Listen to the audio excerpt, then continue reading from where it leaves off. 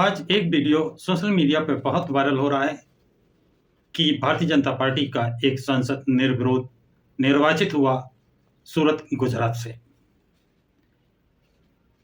ये एक बहुत ही महत्वपूर्ण विषय है। क्या उस उम्मीदवार के खिलाफ किसी ने पर्चा नहीं भरा? यदि पर्चा भरा तो क्या पर्चा खारिज हुए, कैंसिल किए गए अथवा वापस लिए गए? कैंसिल हुए तो क्यों हुए, भरे नहीं तो क्यों नहीं भरे, और यदि वापस लिए गए तो क्यों लिए गए? ये तीनों बिंदु एक जांच का विषय बनता है। कहते हैं कि भारतीय जनता पार्टी के मुकेश दलाल ने सूरत से लोकसभा प्रत्याशी का पर्चा भरा था। उसके 7-10 लोगों ने पर्चे भरे थे, जिसमें कांग्रेस से नीलेश कुमानी ने पर्चा दाखिल किया था और उनके 3 प्रस्तावक थे। बीजेपी के उम्मीदवार मुकेश दलाल ने और उनके पार्टी के लोगों ने सवालिया निशान उठाया था कि कांग्रेस के उम्मीदवार नीलेश कुमानी के जो 3 प्रस्तावक हैं, उनके फॉर्म पर दस्तखत, हस्ताक्षर सही नहीं है, फर्जी हैं। इसकी जांच की जाए। निर्वाचन अधिकारी ने नियमतः कांग्रेस को नोटिस जारी किया कि आप अपने तीनों प्रस्तावकों को जिला निर्वाचन कार्यालय में बुलाएं, जिससे उनके हस्ताक्षरों पर जो फर्जिफिकेशन का आरोप है उसकी जांच की जा सके, उसे प्रमाणित किया जा सके। लेकिन कांग्रेस अपने तीनों प्रस्तावक जिला निर्वाचन कार्यालय में उपस्थित करने में असफल रही, जिसके कारण उनके हस्ताक्षरों की पुष्टि नहीं की जा सकी और कांग्रेस उम्मीदवार नीलेश कुमानी की पर्चा खारिज कर दिया गया। कहते हैं अन्य 8 उम्मीदवारों ने जो पर्चे भरे थे, उन 8 उम्मीदवारों ने पर्चे अपने वापस ले लिए। अब सवाल पैदा होता है कि कांग्रेस के जो 3 प्रस्तावक थे वो कोई ऐरा गैरा नत्थु खरा नहीं थे, बल्कि उम्मीदवार नीलेश कुमानी के सगे बहनोई, भांजा और उनका बिजनेस पार्टनर थे। ऐसा क्या कारण था कि तीनों के तीनों प्रस्तावक अपने हस्ताक्षर प्रमाणित कराने जिला निर्वाचन कार्यालय नहीं गए, अथवा उनको जाने नहीं दिया गया, अथवा उनको बंधक बनाया गया? और यदि ऐसा हुआ तो उन्होंने एफआईआर क्यों नहीं कराई? अब इसके साथ दूसरा सवाल उठता है, जो 8 अन्य उम्मीदवार थे, उन्होंने अपने पर्चे वापस क्यों लिए? क्या उन पर ऐसा कोई दबाव था? राजनीतिक दबाव था, गुंडागर्दी का दबाव था, जान माल की धमकी थी, बच्चों के अपहरण कर उनकी हत्या करने की धमकी थी? किन कारणों से एक आदमी पर्चा वापस ले सकता है, 2 ले सकते हैं, 8 के 8 लोगों का पर्चा वापस लेना संदेह के घेरे में आता है, संदेह पैदा करता है। इसकी जांच होनी ही चाहिए थी, लेकिन उन 8 लोगों की इसकी जांच नहीं हुई और कांग्रेस प्रत्याशी ने अपने तीनों प्रस्तावक, जो उनके बानोई, भांजा और बिजनेस पार्टनर, तीनों को प्रस्तुत क्यों नहीं किया? और यदि उनको धमकी दी गई थी, उनको जान माल की धमकी थी या डर था, तो उन्होंने इसकी शिकायत क्यों नहीं की? इसके खिलाफ एफआईआर क्यों नहीं की?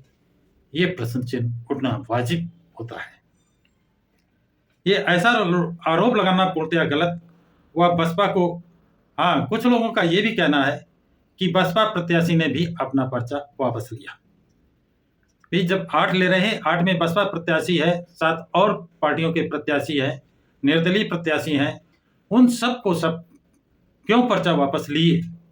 1 ले सकता है, 2 ले सकते हैं, लेकिन के सब पर्चे क्यों वापस लिए?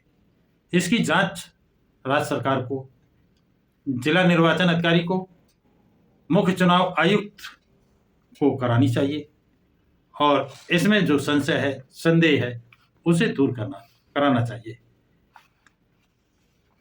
कहीं ऐसा तो नहीं है जिस तरह बरेली में एक साजिश के तहत, एक षड्यंत्र के तहत बसपा पार्टी को बदनाम करने की नीयत से बसपा पार्टी को चुनाव मैदान से दूर करने की के लिए एक सोची समझी चाल चली गई थी और वहां पर बसपा के दो प्रत्याशियों के नामांकन खारिज किए गए। एक आंवला जो बरेली जनपद में है, आंवला से आबिद रजान जो पार्टी का अधिकृत प्रत्याशी था, उसका पर्चा खारिज किया गया, जबकि उसके स्थान पर एक फर्जी कोई सत्यवीर ने पर्चा लास्ट समय पर दाखिल किया और अपने को अधिकृत प्रत्याशी बताया। नियमतः जो लास्ट में पर्चा दाखिल होता है वही पर्चा सही माना जाता है। इस आधार पर जिला निर्वाचन अधिकारी ने पहले के दाखिल पर्चा को खारिज करना बताया, लेकिन पहले से तो अधिकृत प्रत्याशी था, उसको शंका हो गई। जैसे वो पर्चा दाखिल हुआ, उसने तत्काल बसपा पदाधिकारियों से बात की और बसपा सुप्रीमो मायावती से संपर्क साधा। बसपा सुप्रीमो मायावती ने वीडियो कॉन्फ्रेंसिंग पर जिला निर्वाचन अधिकारी बरेली से बात की और उनको बताया कि आबिद रजा ही मेरा अधिकृत प्रत्याशी है, इसके अलावा मैंने किसी को प्रत्याशी घोषित नहीं किया है और न ही किसी दूसरे को मैंने कोई अथॉरिटी लेटर दिया है।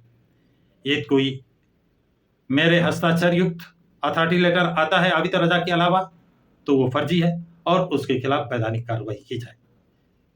इसके बाद जिस सत्यवीर ने फर्जी आवेदन किया था उसके खिलाफ मुकदमा पंजीकृत कराया गया। तो ये तो पर्दाफाश हुआ और यदि वो प्रत्याशी जागरूक ना होता, वो बसपा सुप्रीमो से संपर्क ना करता, तो ये साजिश जो समाजवादी पार्टी ने कराई थी, क्योंकि समाजवादी पार्टी के उम्मीदवार के खिलाफ भी एफआईआर है, तो ये अपनी चाल में सफल होते। इंडिया गठबंधन ने ये चाल चली थी। इसी तरह गुजरात में बसपा को बदनाम करने की नीयत से ये इंडिया गठबंधन कांग्रेस की तो चाल नहीं है। ये जांच का विषय जरूर है, सरकार जांच करे या न करे, लेकिन बसपा के पदाधिकारियों को इसकी जांच करके इसका खुलासा जरूर करना चाहिए और उन तथ्यों को सोशल मीडिया पर जरूर लाना चाहिए जिससे सत्य को सत्य, गलत को गलत कहा जा सके।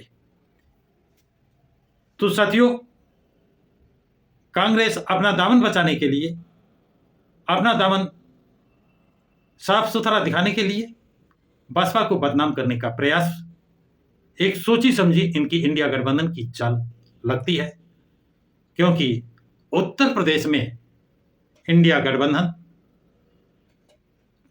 को जो सर्वे रिपोर्ट आ रही है, एग्जिट पोल की रिपोर्ट आ रही है, उसमें बीजेपी को 42 से 48, बीएसपी को 22 से 28 और इंडिया गठबंधन को 6 से 10 सीटें दिखा रहा है। इससे इंडिया गठबंधन हार से डर गई है, बौखला गई है और वो तरह तरह के हथकंडे अपना रही है।